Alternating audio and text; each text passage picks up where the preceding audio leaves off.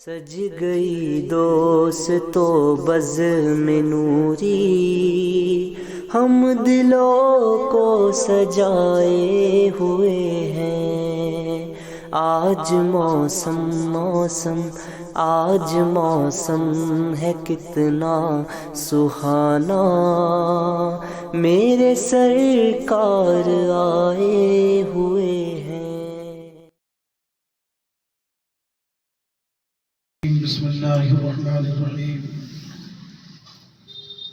رضی اللہ عنہم ورضوا عنہ، آمنت باللہ صدق اللہ العظیم، وبلغنا رسولہ النبی الامین المتین الکریم، ونحن علی ذلک لمن الشاہدین والشاکرین، والحمد للہ رب العالمین۔ گفت و شنید کا تاج محل تیار کرنے سے پہلے آئیے مراب سے مل کر عقیدت و احترام کے ساتھ گنبد خضرا کی جانب لو لگا کر سرور سروراں فخر کون و مکان ہادی انس و جاں حضور قائد المرسلین شفیع المذنبین اکرم الاولین افضل الاخرین طٰہٰ و یاسین جنابی محمد رسول اللہ صلی اللہ علیہ وسلم کی بارگاہ بے کس پناہ میں ہدیہ درود و سلام محبت کے ساتھ پیش کریں اور بابا سے بلند کریں۔ اللہم صلی علی سیدنا و مولانا محمد طب القلوب و دوائیہا وعافیت الابدان و شفائیہا و نور الابصار و ضیائیہا وعلی آلہ و صحبہ وبارک وسلم صلاۃ و سلام علیکہ یا رسول اللہ۔ حصول برکت کے لیے رسول اور آل رسول پر ایک بار آؤ درود و سلام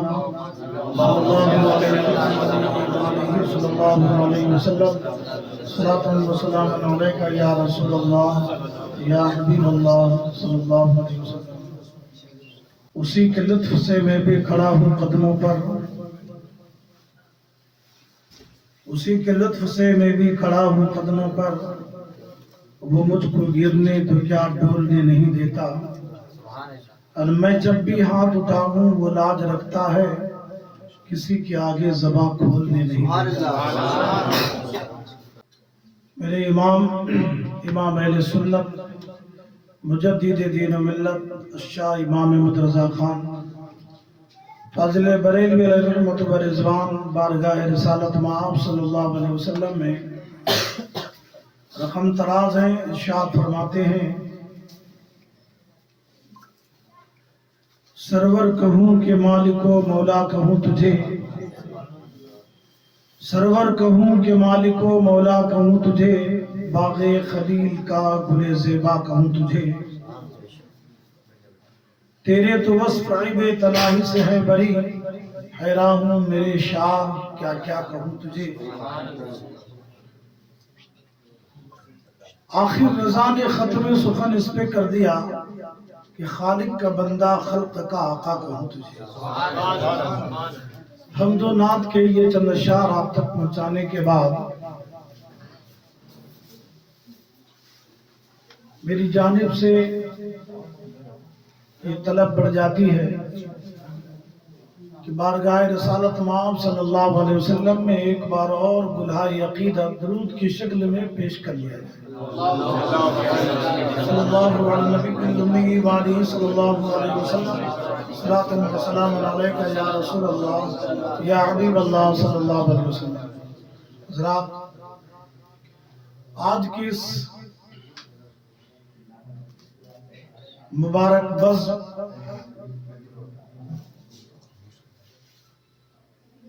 کی جو ترتیب ہے، غالباً جو میرے علم میں ہے وہ یہی ہے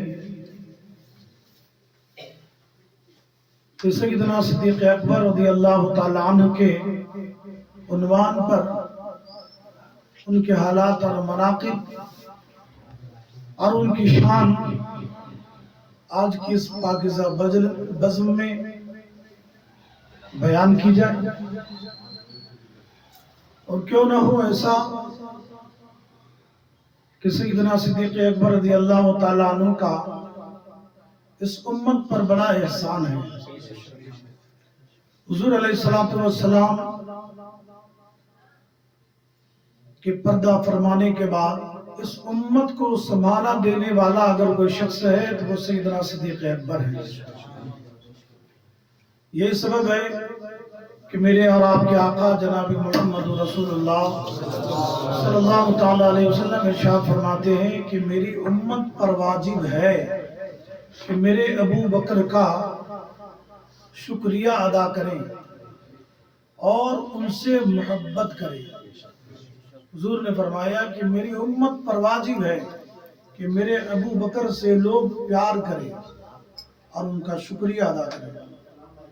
آقا فرماتے ہیں کہ جتنا ابو بکر کے مال نے مجھے فائدہ پہنچایا اتنا کسی کے مال نے نہیں۔ سب کے احسانوں کا بدلہ ہم نے چکا دیا، لیکن ابو بکر کا احسان ہم پر باقی ہے۔ قیامت میں اللہ عز و جل میری جانب سے ابو بکر کا احسان ادا کرے گا۔ یہ عظیم بات ہے۔ اللہ اکبر۔ حضرات، سیدنا صدیق اکبر رضی اللہ تعالیٰ عنہ سرکار علیہ الصلوۃ والسلام کی نگاہوں کے پروردہ تھے، عاشق رسول تھے، اور حضور علیہ الصلوۃ والسلام پر جان، مال، تن، من، دھن، وطن سب کچھ قربان کر دینا حضرت ابوبکر صدیق رضی اللہ تعالیٰ عنہ کا الحمدللہ زندگی کا نصب العین تھا۔ اس سے جب پوچھا گیا کہ کون سا عمل کرتے ہوئے رہنا آپ کو اچھا لگتا ہے، تو آپ فرماتے ہیں کہ سرکار علیہ الصلوۃ والسلام کے چہرے کی زیارت کرتے رہنا مجھے اچھا لگتا ہے۔ سرکار علیہ الصلوۃ والسلام کے غلاموں کی بات ہی نرالی ہے۔ آج اس مبارک بزم میں شان صدیق اکبر رضی اللہ تعالیٰ عنہ بیان کی جائے گی۔ آپ حضرات کا بھی ذوق اور شوق ہم جاننا چاہیں گے کہ کس درجہ آپ سیدنا صدیق اکبر رضی اللہ عنہ سے متاثر ہیں، ان کو جانتے ہیں اور ان سے آپ کو محبت ہے۔ اہل سنت والجماعت کا یہ نظریہ ہے، بلکہ مولا علی مشکل کشا رضی اللہ تعالیٰ عنہ کا یہ نظریہ ہے۔ آپ فرماتے ہیں، کون؟ مولا علی مشکل کشا رضی اللہ عنہ فرماتے ہیں کہ اسلام میں سے مراد امت محمدیہ میں کوئی ایسا بندہ پیدا نہیں ہوا جو ابو بکر سے زیادہ طیب ہو، طاہر ہو، پاکیزہ ہو، افضل ہو۔ امت محمدیہ میں اگر کوئی سب سے زیادہ افضل ہے، پاکیزہ ہے، طیب ہے، طاہر ہے، تو مولا علی فرماتے ہیں کہ وہ ابو بکر ہے۔ قاضی شریح مولا علی مشکل کشا رضی اللہ تعالیٰ عنہ نے جب کوفہ کو دارالخلافہ بنایا اور کوفہ میں جا کر کے جب آپ مقیم ہوئے اپنے اہل و عیال کے ساتھ اور امور خلافت کو آپ کوفہ سے ہی انجام دینے لگے، اس درمیان سرزمین کوفہ کے جو قاضی القضات تھے وہ کوئی اور نہیں، وہ قاضی شریح تھے۔ قاضی شریح فرماتے ہیں کہ میں نے کوفہ کی مسجد میں مولا علی مشکل کشا رضی اللہ تعالیٰ عنہ کو یہ خطبہ دیتے ہوئے سنا۔ آپ منبر سے یہ فرما رہے تھے کہ اس امت میں انبیاء کرام کے بعد جو سب سے زیادہ افضل ہے وہ ابو بکر ہے۔ منبر سے آپ فرما رہے ہیں، امیر المومنین حضرت مولا علی مشکل کشا منبر سے یہ فرما رہے ہیں کہ اس امت میں انبیاء کرام کے بعد سب سے زیادہ افضل اور بزرگ ترین شخصیت اگر کسی کی ہے تو وہ ابو بکر صدیق ہیں۔ اس کے بعد عمر فاروق ہیں، ان کے بعد عثمان ذو النورین ہیں، اور ان کے بعد میں ہوں. سبحان اللہ. یہ مولا علی فرما رہے ہیں ان کے بعد میں ہوں، یعنی مولا علی خود فرما رہے ہیں کہ میرا چوتھا نمبر ہے. محمد ابن حنفیہ رضی اللہ تعالیٰ عنہ مولا علی مشکل کشا کے یہ بیٹے ہیں. کن کے بیٹے ہیں؟ مولا علی مشکل کشا کے بیٹے ہیں. محمد بن حنفیہ. حضرت علی کے تو بہت سارے بیٹے ہیں، لیکن سادات کرام کا جو سلسلہ شروع ہوا وہ حضرت علی کے 5 بیٹوں سے. ان 5 بیٹوں میں یہ محمد ابن حنفیہ بھی ہے. اب محمد ابن حنفیہ کن کے بیٹے؟ حضرت علی کے. کن کے بھائی؟ حسن مجتبیٰ کے، امام حسین کے، ہے نا، حضرت عباس علم بردار کے. کیا شان ہوگی. محمد ابن حنفیہ فرماتے ہیں کہ میں نے بابا جان سے ایک روز پوچھا، یعنی اپنے والد گرامی سے پوچھا. کیا پوچھا؟ کہ ابا جان ای الناس خیر بعد رسول اللہ صلی اللہ تعالی علیہ وسلم، بابا جان بتا دیں کہ اس امت میں حضور کے بعد اور انبیاء کرام کے بعد سب سے افضل کون ہے؟ محمد ابن حنفیہ پوچھ رہے ہیں اپنے بابا مولا علی مشکل کشا سے سب سے افضل کون ہے. تو آپ فرماتے ہیں کہ میرے بابا نے ایک لمحہ بھی دیر نہ لگائی اور آپ نے فرمایا ابا بکر. فوری طور پر آپ نے فرمایا کہ ابو بکر ہیں، سب سے افضل ابو بکر ہیں. پھر انہوں نے کہا ثم من، پھر کون؟ تو مولا علی مشکل کشا نے فرمایا کہ ثم عمر، ان کے بعد عمر ہے. پھر آگے آپ نے سوال نہ کیا. حضرت علامہ علی متقی ہندی علیہ رحمہ، شیخ عبدالحق محدث دہلوی رحمۃ اللہ علیہ کے یہ دادا استاذ ہیں. انہوں نے حدیث کی ایک بڑی ضخیم کتاب لکھی کنز العمال. 16 جلدوں پر مشتمل یہ کتاب ہے کنز العمال. حدیث کی بڑی ضخیم کتاب ہے. تو علامہ علی متقی ہندی اپنی کتاب کنز العمال میں یہ روایت نقل فرماتے ہیں مولا علی کا خادم مولا علی کو وضو کرا رہا ہے. بھائی اپنے استاذ کو اپنے امام کو وضو کرانا یہ بڑی سعادت کی بات ہے. جس کو یہ حصہ سعادت کا مل جاتا ہے نا بڑا خوش نصیب ہوتا ہے. تو خادم وضو کرا رہا ہے. جب وضو کرا چکا تو مولا علی سے وہ خادم کہتا ہے کہ امیر المومنین کچھ عطا کرو نا. سبحان اللہ، کیا انداز رہا ہوگا، کیا لب و لہجہ ہوگا. امیر المومنین کچھ عطا کرو نا. تو حضرت علی مسکرانے لگے. تو خادم نے کہا حضور میں نے مانگا، جواب دینے کے بجائے کچھ عطا کرنے کے بجائے آپ مسکرانے لگے. تو مولا علی مشکل کشا فرماتے ہیں کہ مجھے اپنا وقت یاد آ گیا. ایک روز ایسا ہی نماز فجر کے لیے میں اپنے آقا جناب محمد رسول اللہ کو وضو کرا رہا تھا. سبحان اللہ، مجھے اپنی بات یاد آ گئی. میں نے بھی ایسا ہی نماز فجر کے لیے ایک روز حضور کو وضو کرایا اور وضو کرانے کے بعد میں نے کہا یا رسول اللہ کچھ عطا کرو نا. تو میرے آقا نے مجھ سے فرمایا علی مانگو نا، علی مانگو نا. اللہ. تو مولا علی مشکل کشا فرماتے ہیں کہ میں نے رسول اللہ صلی اللہ علیہ وسلم سے جاؤ حشمت نہیں مانگا، دولت و ثروت نہیں مانگا، کائنات کی اور کوئی شے نہیں مانگی، بلکہ میں نے علم مانگا. کیا مانگا؟ علم مانگا. اور وہ علم کیا تھا؟ مولا علی کہتے ہیں میں نے آقا کریم سے فرمایا یا رسول اللہ صلی اللہ تعالی علیہ وسلم میدان قیامت میں آپ کی امت میں سے سب سے پہلے کس کا حساب ہوگا؟ اللہ تعالیٰ حساب کے لیے سب سے پہلے کس کو بلائے گا بتا دیں. امت محمدیہ میں سے سب سے پہلے حساب کے لیے اللہ عز و جل قیامت میں کس کو طلب کرے گا حضور بتا دیں.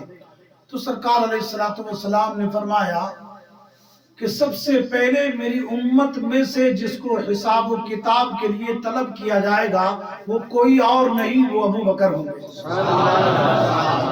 دیکھیے وہاں بھی الحمدللہ پہلا نمبر ہے، یہاں بھی پہلا نمبر اور قیامت میں بھی پہلا نمبر ہے۔ میں امتیوں کی بات کر رہا ہوں، سمجھے نا؟ وہاں بھی پہلا نمبر، یہاں بھی پہلا نمبر۔ پھر پوچھا گیا حضور اس کے بعد، تو آقا کریم صلی اللہ علیہ وسلم نے فرمایا علی اس کے بعد عمر بلائے جائیں گے۔ سبحان اللہ۔ پھر آپ نے فرمایا ثم من، پھر کون؟ تو کہتے ہیں ثم انت، پھر تم بلائے جاؤ گے۔ حضور فرما رہے کن سے؟ مولا علی مشکل کشا سے۔ تو آپ فرماتے ہیں کہ میں سوچنے لگا کہ میرا تو تیسرا نمبر ہے ہی نہیں، حضور علیہ الصلوۃ والسلام نے تو ہم کو ہمیشہ چوتھے نمبر پہ رکھا، آج یہ تیسرے نمبر پہ کیسے لا رہے ہیں؟ میرے ذہن میں یہ بات چلنے لگی کہ آج مجھے تیسرے نمبر پہ کیوں لایا جا رہا ہے، میرا تو یہ نمبر ہے نہیں۔ تو میں نے پوچھ ڈالا یا رسول اللہ صلی اللہ علیہ وسلم ہمیشہ تیسرے نمبر پر آپ عثمان کو لاتے تھے، این عثمان، آج عثمان کدھر گئے؟ تو آقا کریم صلی اللہ علیہ وسلم فرماتے ہیں کہ اے علی میری امت کا وہ پہلا شخص ہوگا، کون؟ عثمان، وہ پہلا شخص ہوگا کہ جو اس امت میں سے بغیر حساب کے جنت میں داخل بغیر حساب کی جنت میں داخل کیا جائے گا، وہ عثمان ہوں گے، وہ عثمان ہوں گے، وہ عثمان ہوں گے۔ بتانا یہ ہے کہ قیامت کے دن بھی پہلا نمبر حضرت ابوبکر صدیق رضی اللہ عنہ کا، اور دنیا میں بھی الحمدللہ انبیاء کرام کے بعد پہلا نمبر حضرت ابوبکر صدیق رضی اللہ عنہ۔ میں اکثر کہا کرتا ہوں، آج بھی یہ جملے دہرا رہا ہوں کہ سیدنا صدیق اکبر رضی اللہ تعالیٰ عنہ نے اس امت کو سنبھالا دیا۔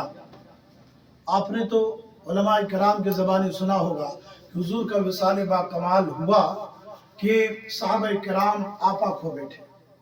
حضرت عمر فاروق رضی اللہ تعالیٰ عنہ تو تلوار لے کے گھوم رہے تھے اس دن، اور کہہ رہے تھے خبردار اگر کسی نے کہا کہ میرے پیغمبر جناب محمد رسول اللہ کا وصال ہو گیا، اگر کسی نے ایسا کہا تو میں اس کی گردن مار دوں گا۔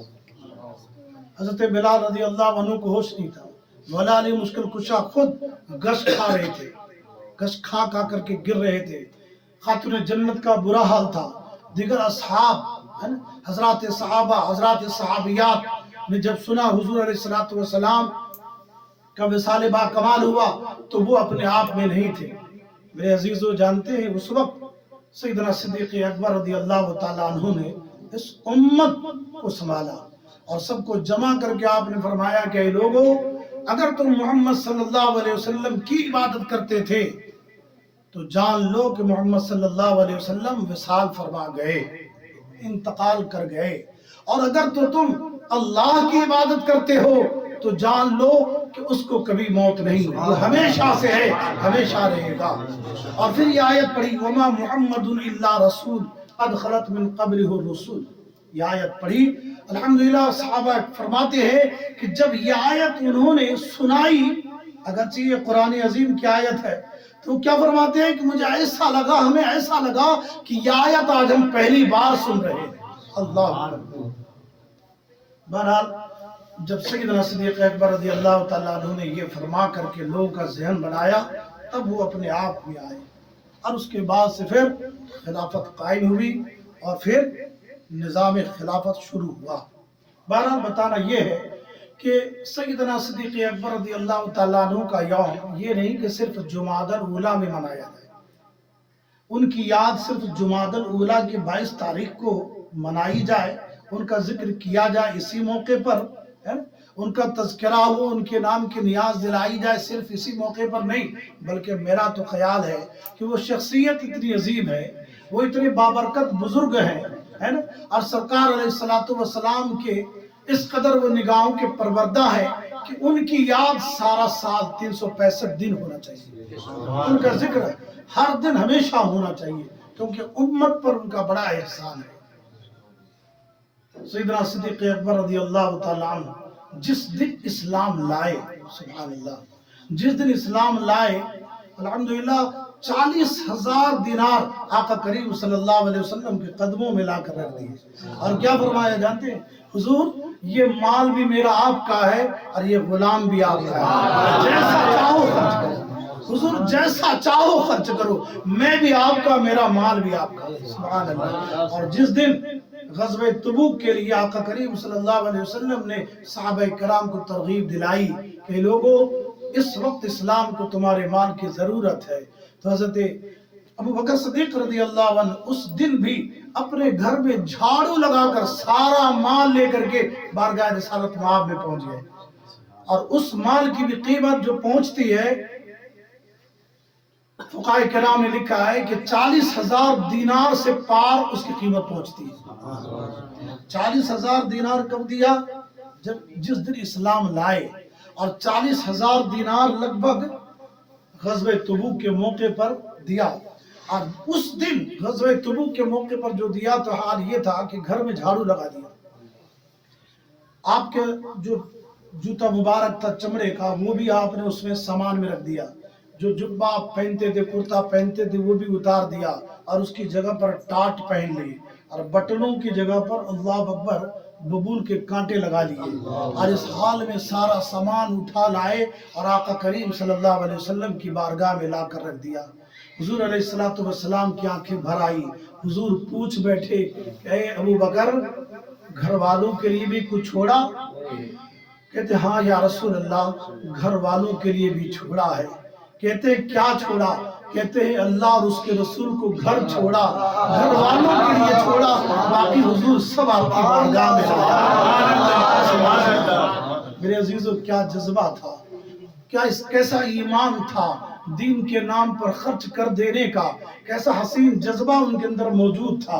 اچھا اسی اسنا میں بھی حضرت ابوبکر صدیق آئے ہیں، ببول کے کانٹے لگے ہوئے ہیں، ٹاٹ کا لباس پہنے ہوئے ہیں، اسی اسنا میں اللہ کا سلام لے کر کے حضرت جبریل آ گئے، حضرت جبریل آ گئے، اور حضرت جبریل جو آئے ہیں تو وہ بھی اسی لباس میں ہیں جس لباس میں آج ابو بکر ملبوس ہے، سبحان اللہ، وہ بھی ٹاٹ پہنے ہوئے، ببول کے کانٹے لگے ہوئے۔ آقا کریم نے پوچھا جبریل مہذا یہ کیا ہے؟ تو کہتے ہیں یا رسول اللہ ابو بکر کا لباس آج اللہ کو اتنا پسند آیا کہ آسمان دنیا پر رہنے والے تمام فرشتوں کو اللہ تعالیٰ نے آج اسی لباس میں ملبوس کر دیا۔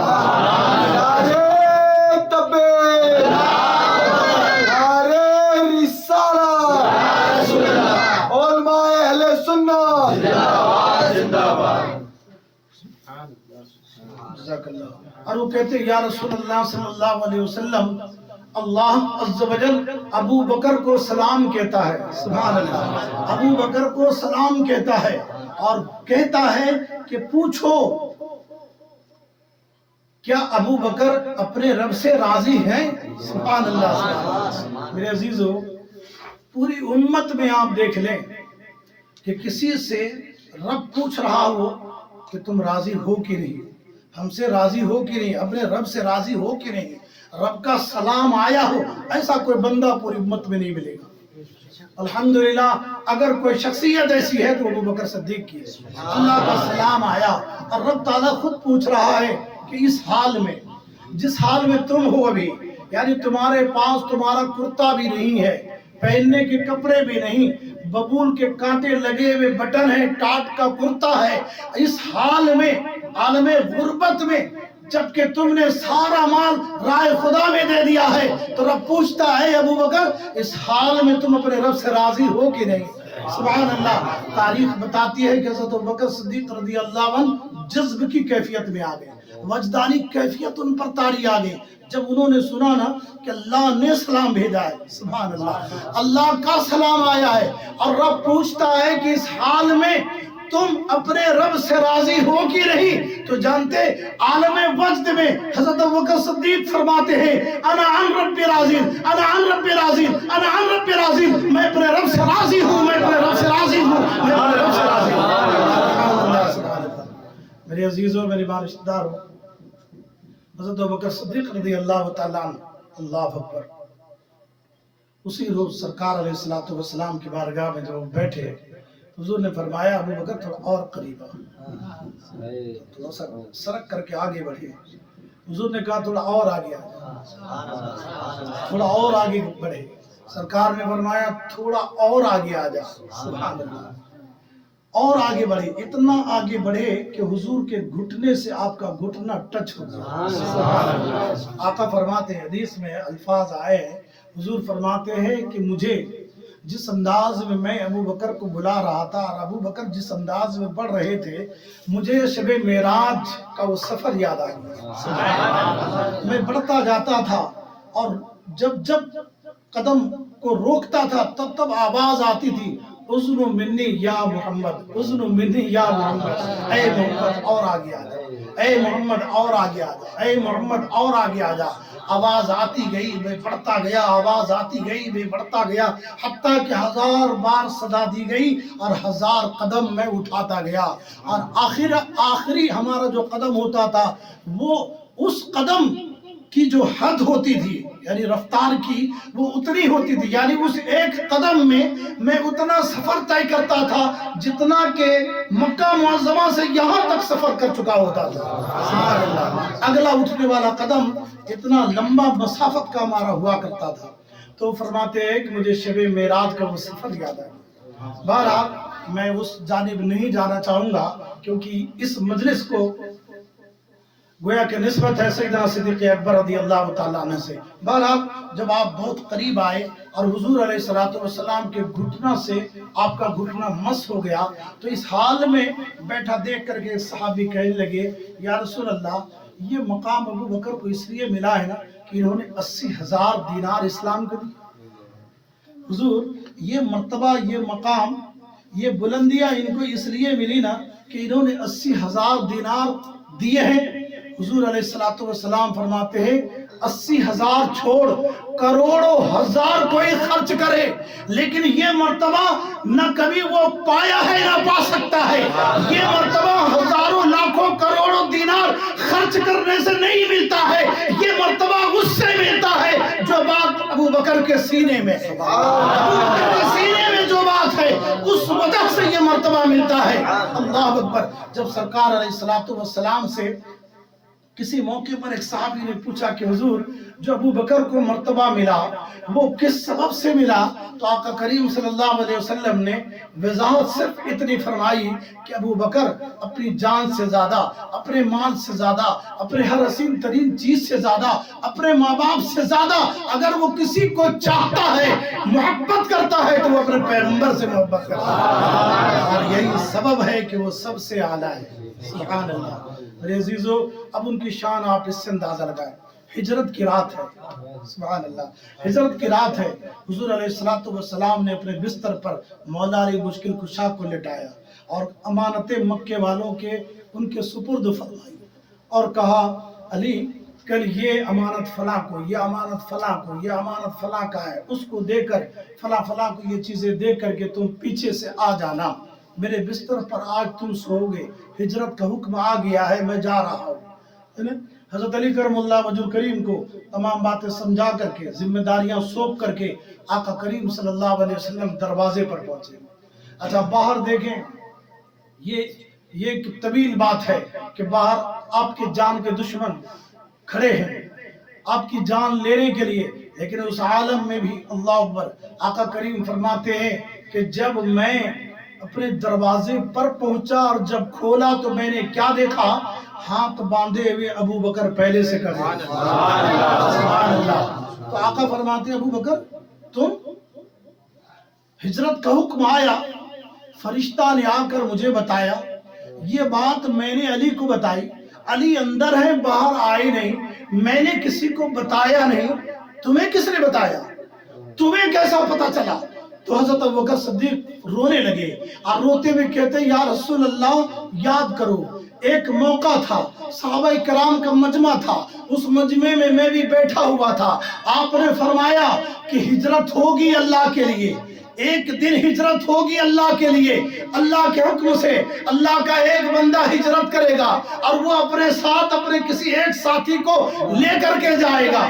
یا رسول اللہ، اس شب جس شب آپ نے یہ فرمایا تھا اس دن کی بات ہے، آج تک خدا کی قسم جس دن سے میں نے سنا ہے کہ ہجرت آپ کریں گے اور اپنے ساتھ کسی کو لے کر کے جائیں گے، تو یا رسول اللہ اس دن سے میں اپنی ساری رات آپ کے دروازے پہ گزارتا ہوں، یہ خیال کرتے ہوئے کہ جب بھی جائیں مجھے لے کر جائیں، جب بھی جائیں مجھے لے کر جائیں۔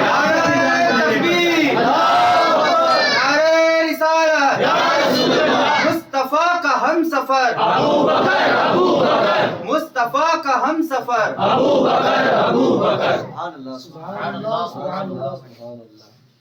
پھر اس شب حضرت ابوبکر صدیق رضی اللہ تعالیٰ عنہ آقا کو اپنے ساتھ لے کر اپنے گھر پہنچے، ساتھ میں توشہ رکھا، 2 اونٹنیاں تیار کر رکھی تھی، ایک حضور کو دیا، حضور کہنے لگے میں یوں ہی نہیں لوں گا، میں اس کی قیمت دوں گا۔ حضرت ابوبکر صدیق رضی اللہ عنہ خاموش رہے۔ بہرحال سرکار کے حوالے ایک اونٹنی فرمائی، ایک اونٹنی آپ نے اپنے لیے تیار کر رکھی تھی، اور پھر سفر کا توشہ لیا، تقریباً 40,000 دینار یا کم و بیش جو کچھ بھی گھر میں نقدی تھی یعنی راستے کے خرچ کے لیے حضرت ابوبکر صدیق رضی اللہ عنہ نے سب اپنے ساتھ لے لیا۔ اور آپ کی بیٹی انہوں نے توشہ بنا کر دیا، اور آپ کا جو غلام تھا اور آپ کا جو بیٹا تھا یعنی حضرت ابوبکر صدیق رضی اللہ عنہ، ان کو بھی آپ نے ذمہ داریاں سونپی کہ روزانہ رات کے وقت میں آ کر کے ساری خبریں تم ہمیں دو گے۔ کہاں پر؟ غار ثور میں۔ غار ثور ٹھکانہ بتا دیا تھا کہ ہم وہاں ٹھہریں گے۔ اپنی بیٹی کی ذمہ داری لگائی، روزانہ روٹیاں پکا کر کے چارواہے کے حوالے تم کر دینا، وہ ہمیں روٹیاں غار میں دیا آیا کرے گا۔ الغرض بتانا یہ ہے کہ حضرت ابوبکر صدیق رضی اللہ عنہ کا پورا گھرانہ ہجرت کے موقع پر الحمدللہ سرکار کی خدمت میں لگا ہوا ہے، سرکار کی خدمت میں لگا ہوا تھا۔ میرے بھائی، عامر ابن فہرہ جو آپ کا خادم تھا، وہ بکریاں چرانے کے بہانے جاتا، روٹیاں پہنچا آتا۔ آپ کے صاحبزادے رات کے وقت میں جاتے، مکہ معظمہ میں کیا چل رہا ہے کفار و مشرکین کے درمیان وہ ساری خبریں دے آتے۔ آپ کی بیٹی گاہے بگاہے چھپ چھپا کر کے جاتی ہے نا، اور وہ بھی کبھی کبھی روٹیاں پہنچاتی، کھانا پہنچاتی، پانی وغیرہ پہنچاتی۔ بہرحال سارا کنبہ حضرت ابوبکر صدیق رضی اللہ عنہ کا ہجرت کے موقع پر حضور علیہ السلام کی خدمت میں لگا ہوا تھا۔ تاریخ بتاتی ہے کہ یہ سفر جب آگے بڑھا تو سرکار علیہ السلام کچھ علاقے ایسے بھی تھے کہ سواریوں پر بیٹھ کر کے چلنا مشکل تھا، تو پیادہ چلتے تھے، تو پیادہ چلنے کی وجہ سے حضور علیہ السلام کے پاؤں زخمی ہو گئے۔ زخمی تو حضرت ابوبکر صدیق کے پاؤں بھی ہوئے، لیکن حضور علیہ السلام کے پاؤں سے خون بہنے لگے۔ تو حضرت ابوبکر صدیق رضی اللہ عنہ نے جب یہ دیکھا تو ان سے رہا نہ گیا، اور کہتے یا رسول اللہ آپ میرے کندھے پہ سوار ہو جائیں۔ اللہ اکبر۔ صاحب تفسیر نور العرفان علامہ احمد یار خان صاحب گجراتی علیہ رحمہ نے بڑی پیاری بات لکھی ہے کہ شب ہجرت حضرت ابوبکر صدیق رضی اللہ تعالی عنہ نے آقا کریم صلی اللہ علیہ وسلم کو 11 میل تک اپنے کندھے پر اٹھا کر کے سفر کرایا۔ سبحان اللہ، 11 میل تک۔ اللہ اکبر۔ میرے عزیزو، آپ اگر غار ثور گئے ہو تو آپ دیکھیں گے کہ بہت اونچی پہاڑی ہے۔ ایک روایت میں ہے کہ اس اونچی پہاڑی پر حضرت ابوبکر صدیق رضی اللہ عنہ نے آقا کو اپنے کندھے پہ سوار کرا کر کے لے کر چڑھے۔ اللہ اکبر۔ 5000 فٹ سے بھی یہ زیادہ اونچی پہاڑی ہے۔ تنہا لوگوں کو چڑھنا مشکل ترین کام ہے، اور کسی کو کندھے پر بٹھا کر کے چڑھنا یہ اور زیادہ مشکل۔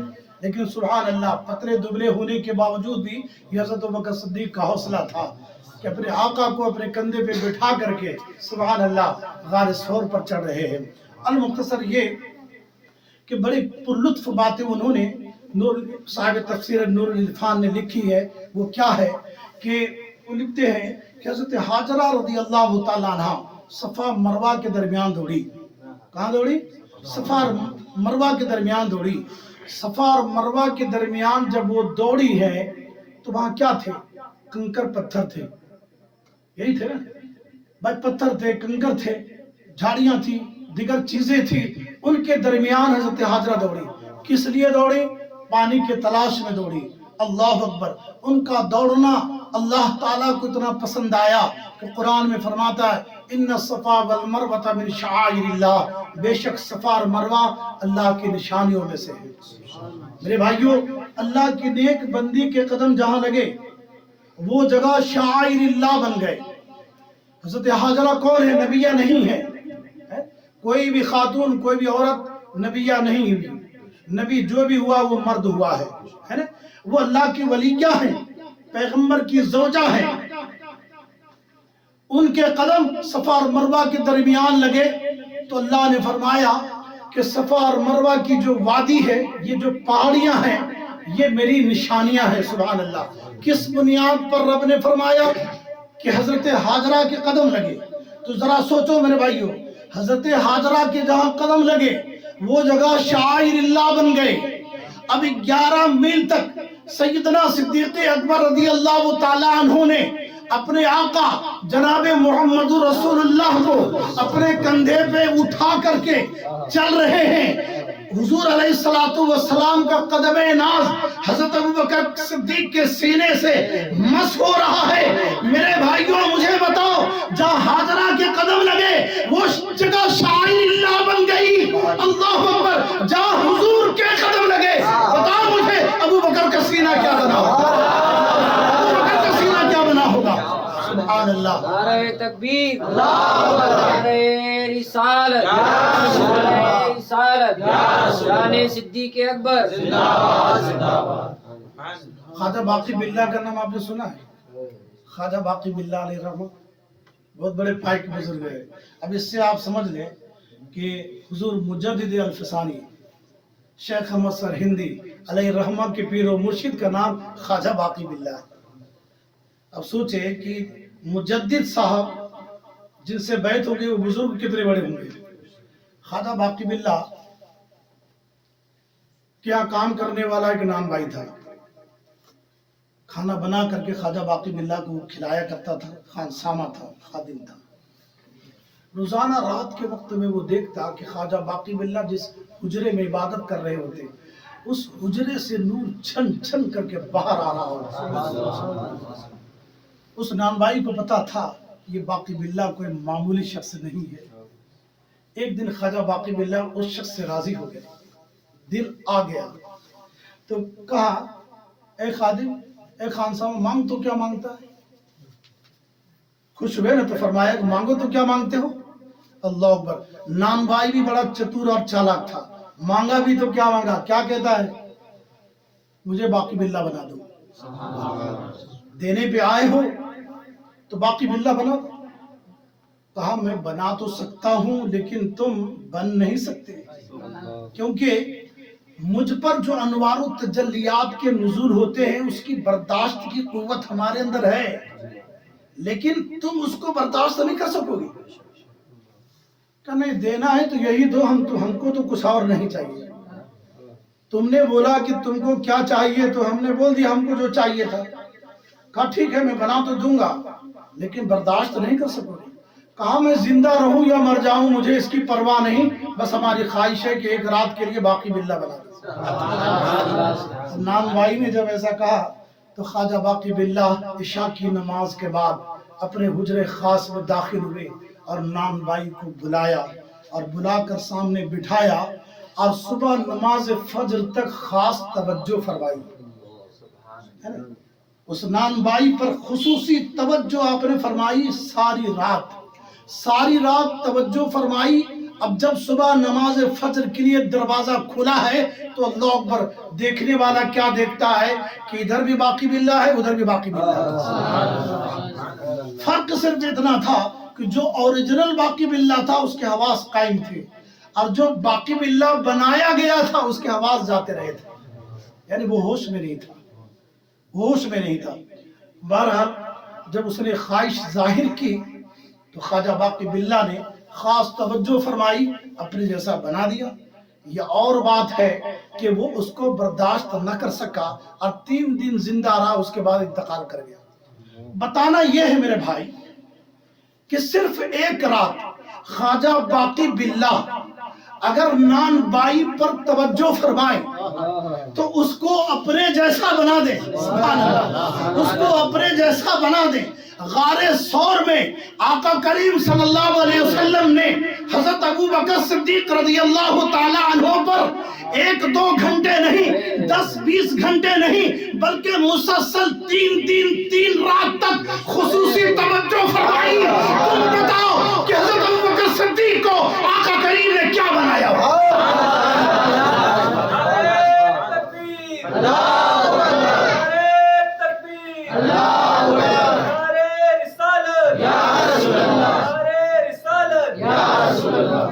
جب غلام کا جواب نہیں تو آقا کا جواب کوئی کہاں سے لائے گا؟ اچھا، ایک اللہ عز و جل کے ایک برگزیدہ بندے اور ہیں جن کا نام ابو بکر ہوا ہے۔ یہ جن کا بھی ہم تذکرہ کر رہے ہیں یہ تو خلیفہ اول حضرت ابو بکر صدیق ہیں۔ ایک ابو بکر اور ہیں جن کو دنیا ابو بکر شبلی کے نام سے جانتی ہے کہ نہیں؟ یہ خواجہ جنید بغدادی کے مرید اور خلیفہ ہیں۔ الحمدللہ ان کے مزار مبارک پر حاضری کا شرف حاصل ہے۔ 2 بار الحمدللہ حاضر ہوا ان کے دیار محبت میں۔ خواجہ شبلی ان کا نام ہے ابو بکر شبلی علیہ رحمہ۔ 5 واسطوں میں سرکار غوث اعظم کی یہ پیر و مرشد ہے۔ 5 واسطے یعنی سرکار غوث اعظم کے پہلے کے بزرگ ہیں۔ سلسلہ قادریہ میں 5 واسطوں میں سرکار غوث اعظم کے یہ پیر و مرشد ہے، اور 2 واسطوں سے داتا علی حجویری علیہ رحمہ جن کا مزار پڑوس کے ملک میں ہے ان کے پیر و مرشد ہے۔ بہرحال میں اس طرف آپ کو نہیں لے جاؤں گا، بتانا یہ ہے کہ خواجہ ابو بکر شبلی علیہ رحمہ کی بارگاہ میں ایک شخص آیا۔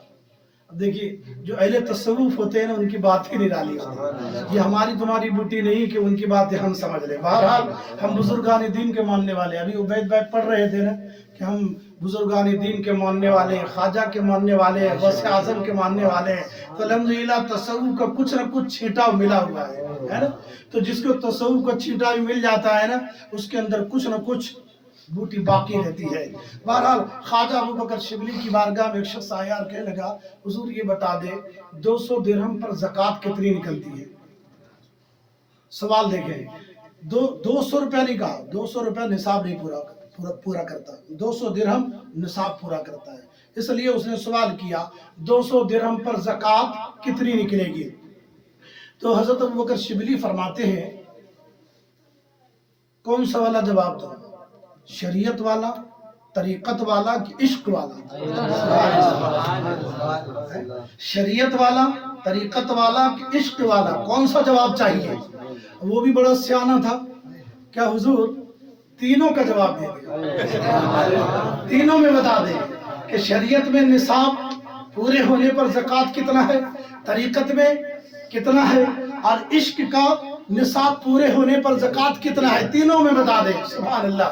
حضرت ابوبکر شبلی اب جواب دے رہے ہیں، کہتے ہیں 200 درہم پر، شریعت والا جواب سنو، 200 درہم ہے تو 200 درہم میں سے 5 روپے رکھ لو، 200 درہم میں سے 195 رکھ لو اور 5 دے دو، یہ شریعت والا ہے، شریعت والا ہے۔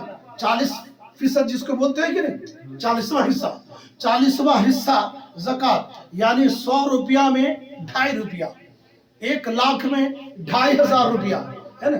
تو حضرت ابوبکر شبلی فرما رہے ہیں کہ 200 درہم میں 195 رکھ لو، 5 دے دو، یہ شریعت والا ہے۔ اور طریقت والا یہ ہے کہ 200 درہم میں سے 195 دے دو اور 5 رکھ دو، یہ طریقت والا ہے۔ سبحان اللہ۔ اور عشق والا یہ ہے کہ 200 درہم میں سے 200 درہم کے 200 درہم پورے دے دو اور ضرورت پڑے تو اپنی جان بھی دے دو، یہ عشق والا ہے، یہ عشق والا ہے۔ تو جب پوچھا گیا کہ یہ عشق والا آپ نے کہاں سے لایا ہے تو کہتے ہیں یہ میں نے کہیں اور سے نہیں سیکھا ہے، یہ حضرت ابوبکر صدیق کی بارگاہ سے سیکھا ہے۔ سبحان اللہ، سبحان اللہ۔ میرے عزیزوں، میرے ایمان رشتہ داروں، حضرت ابوبکر صدیق رضی اللہ تعالیٰ عنہ نے آقا کے اوپر اپنا مال بھی خرچ کیا، اپنا وطن بھی قربان کیا، اپنی اولاد کو بھی نثار کیا، اور سرکار علیہ السلام پر مال کے ساتھ ساتھ جان بھی قربان فرمائی۔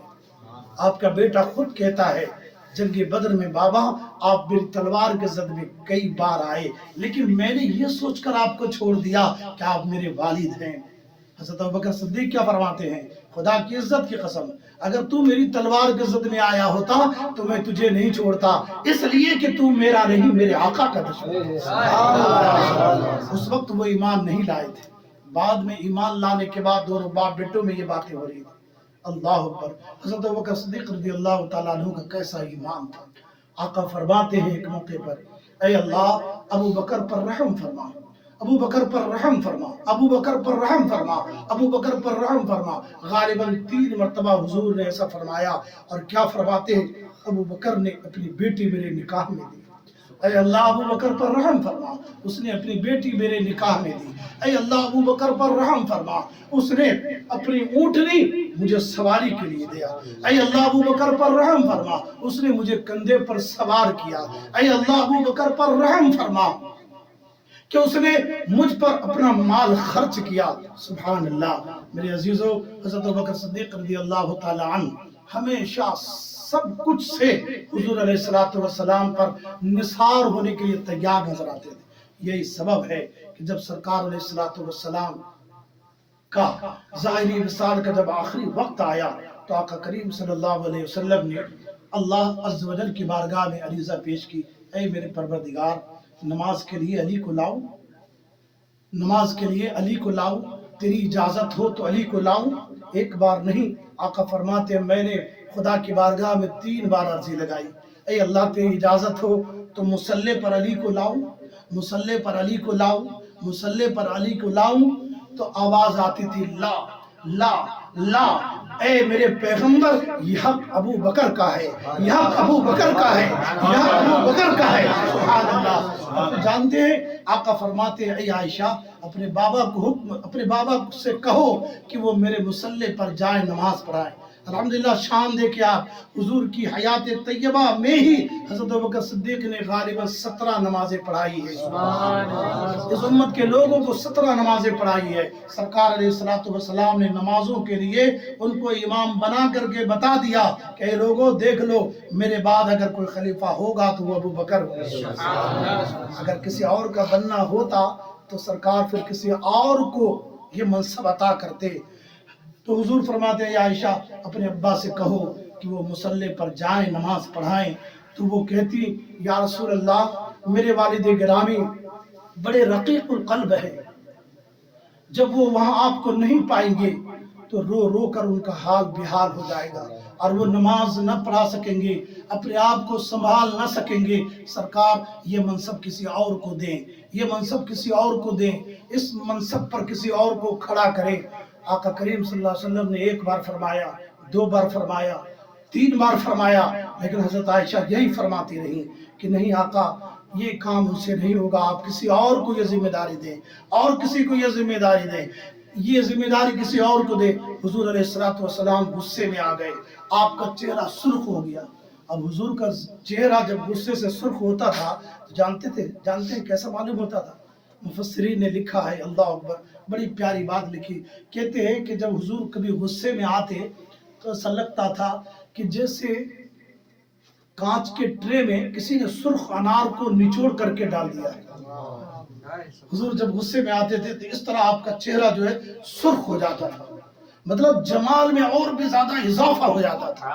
تو حضور علیہ السلام اس عالم میں حضرت عائشہ صدیقہ رضی اللہ عنہا سے فرمانے لگے، اے عائشہ ضد نہ کر، عائشہ ضد نہ کر، عائشہ ضد نہ کر، ابو بکر کی امامت کے لیے اللہ بھی راضی ہے، فرشتے بھی راضی ہے، مومنین بھی راضی ہے، کسی اور کے لیے نہ رب راضی ہے، نہ فرشتے راضی ہے، نہ مومنین راضی ہے۔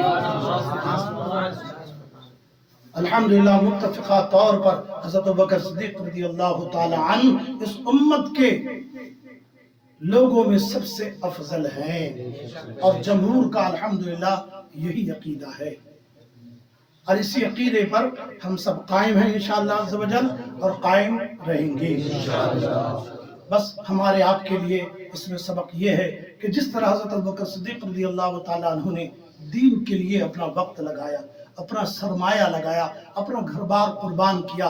ہماری بھی ذمہ داری ہے کہ کبھی ان کے نقش قدم پر چلتے ہوئے جب دین کو ضرورت پڑے تو ہم بھی وقت کی قربانی دینے کے لیے، مال کی قربانی دینے کے لیے تیار رہیں گے انشاءاللہ. میرے عزیزو، یاد کرو عقبہ بن معیط نام ایک بدبخت نے جب آقا کریم صلی اللہ تعالیٰ علیہ وسلم کے گلے میں اللہ اکبر چادر ڈالی اور چادر ڈال کر کے تاؤ دینے لگا، یعنی وہ حضور علیہ السلام کے گلے مبارک کو معاذ اللہ گھونٹ دینا چاہتا تھا. اس عالم میں حضرت ابوبکر صدیق رضی اللہ عنہ آئے اور حضور علیہ السلام کو چھڑایا، اور چھڑانے کے بعد عقبہ سے آپ حساب لینے لگے. اسی اثناء میں مشرکین نے آپ کو بہت مارا، اتنا مارا اتنا مارا اتنا مارا کہ اللہ اکبر. بعض روایتوں میں ہے کہ نوکیلے جوتے پہن کر کے آپ کے چہروں پر مسلا گیا، آپ کے سینے پر مسلا گیا، حتیٰ کہ آپ کا ہوش جاتا رہا. چادر میں آپ کو ڈال کر کے ہے نا. جب قبیلہ تمیم کے لوگ آ گئے اور انہوں نے کہا کہ اگر ان کو کچھ ہو گیا تو ہم تمہیں نہیں چھوڑیں گے، جب ان کی دھمکی سنی تب مشرکین پیچھے ہٹے. پھر چادر میں ان کو ڈال کر کے چونکہ بے ہوش ہو گئے تھے اور ان کے گھر پہنچایا گیا. تاریخ بتاتی ہے کہ جب حضرت ابوبکر صدیق رضی اللہ عنہ کو بہت دیر کے بعد جب ہوش آیا تو اللہ اکبر ان کی والدہ ان کے سامنے کھانا لے کر آئی، پانی لے کر آئی. تو جانتے ہیں وہ کیا کہتے ہیں؟ خدا کی عزت کی قسم، میں اس وقت تک کھاؤں گا نہیں، میں اس وقت تک پانی کو پیوں گا نہیں، میں کسی چیز کو اس وقت تک ہاتھ تک نہیں لگاؤں گا جب تک کہ میں اپنے آقا کو نہ دیکھوں. اللہ اکبر. اپنی ماں سے پوچھتے ہیں بتاؤ میرے پیغمبر کس حال میں ہے؟ وہ کہتی ہے مجھے معلوم نہیں، کیونکہ اس وقت وہ بھی ایمان نہیں لائی تھی. پھر ام جمیل ابن خطاب سے حضرت عمر فاروق رضی اللہ عنہ کی یہ بہن ہے، ان سے پوچھا گیا کہ حضور کیسے ہیں؟ انہوں نے کہا مجھے بھی نہیں معلوم، ہاں اتنا معلوم ہے کہ وہ دار ارقم میں ہے. تو حضرت ابوبکر صدیق فرماتے ہیں مجھے بھی ان تک لے چلو. حضرت ام جمیل ایک جانب اور آپ کی والدہ ایک جانب، دونوں کے کندھے کو آپ نے اس طرح سہارا بنایا، پاؤں زمین میں گھسٹ رہے ہیں، اور اس عالم میں سرکار علیہ السلام کی بارگاہ میں پہنچے. دروازے پر دستک دی گئی، دروازہ جب کھلا حضور علیہ السلام کی نگاہ جب حضرت ابوبکر صدیق پر پڑی اور ہر حصے میں، جسم کے ہر حصے کو جب خون سے لہو لہان دیکھا، آقا کریم کی آنکھوں میں آنسو آ گئے اور کہنے لگے اے ابوبکر، دین کی خاطر تمہیں بہت تکلیف دی گئی، دین کی خاطر تمہیں بڑی آزمائش میں ڈالا گیا. میرے عزیزوں، اس وقت حضرت ابوبکر صدیق رضی اللہ عنہ فرماتے ہیں یا رسول اللہ آپ سلامت ہیں تو میری یہ تکلیفیں کوئی معنی نہیں رکھتی. حضور آپ سلامت ہیں تو میرے لیے یہ کوئی معنی نہیں رکھتا. اللہ اکبر. اسی عالم میں کہتے ہیں یا رسول اللہ آپ دعا فرما دیں کہ میری یہ ماں ایمان والی ہو جائے، اسلام لے آئے. الحمدللہ آقا کریم صلی اللہ علیہ وسلم نے اسی وقت اپنے مبارک ہاتھوں کو اٹھایا خدا کی بارگاہ میں اور ان کی ہدایت کی دعا فرمائی. ابھی ہاتھ نیچے نہیں آئے تھے کہ الحمدللہ حضرت ابوبکر صدیق کی والدہ کلمہ پڑھ کر کے مشرف اسلام. میرے عزیزوں، میرے ایمان رشتہ دارو، حضرت ابوبکر صدیق رضی اللہ تعالی عنہ وہ خوش نصیب صحابی ہے سبحان اللہ جن کے والد بھی صحابی ہیں، سبحان اللہ جن کے والد بھی صحابی، خود بھی صحابی، بیٹا بھی صحابی اور پوتا بھی صحابی. سبحان اللہ ہے نا. اور آگے جا کر کے حضرت ابوبکر صدیق رضی اللہ عنہ کا سلسلہ نسب بھی سرکار علیہ السلام سے جا کر مل جاتا ہے. بہرحال میرا وجدان کہتا ہے کہ ہماری زندگی کے قیمتی اوقات میں سے یہ وقت جو آج ہم نے ذکر سیدنا صدیق اکبر رضی اللہ عنہ کرنے اور سننے میں جو گزارا، الحمدللہ ہمارے زندگی کے قیمتی وقتوں میں یہ سب سے قیمتی وقت گزرا. آپ یقین جانیں آج اگر ہم اس کو آپ کے سامنے رکھے بھی اس بات کو تو آپ صرف احساس کر سکتے ہیں، لیکن صحیح معنوں میں اس کا اندازہ جب ہوگا جب ان مجلسوں کی برکتوں کے تعلق سے یا اجر و ثواب کے تعلق سے بھر بھر کے جب قیامت میں ہم لوگوں کو دیا جائے گا، اس وقت احساس ہوگا کہ کاش ساری زندگی ہم نے انہی کاموں میں کیوں نہیں لگا. صاحب خانہ بڑے خوش نصیب ہیں، آپ حضرات بڑے خوش نصیب ہیں کہ الحمدللہ جشن سیدنا صدیق اکبر رضی اللہ تعالیٰ عنہ میں آپ حضرات شریک ہوئے، اپنا قیمتی وقت لگا کر یہاں آئے. اتنی نامساعد حالات یعنی ٹھنڈ کے موقع ہے، باوجود اس کے آپ لوگ یہاں تشریف لائے. اللہ سے دعا ہے کہ پروردگار عالم یار غار کے صدقے اس مقام پر جتنے بھی لوگ یہاں تشریف فرمائے اس وقت مولا سب کی بخشش و مغفرت فرما. ہم سب کے ماں باپ کی بھی بخشش و مغفرت فرما, اور ساتھ ایمان کے دنیا سے جو رخصت ہو گئے مالک ان کی بخشش و مغفرت فرما. سیدنا صدیق اکبر رضی اللہ عنہ کا فیضان اس گھر پر, اس گھر میں رہنے والوں پر جاری و ساری فرما. اس گھر میں رہنے والے تمام افراد ساتھ ہم سب کی شمولیت کے ہم تمام کو زندگی کی آخری شام تک صراط المستقیم پر چلنے کی توفیق رکھے. آمین آمین یا رب العالمین. وآخر دعوانا الحمدللہ.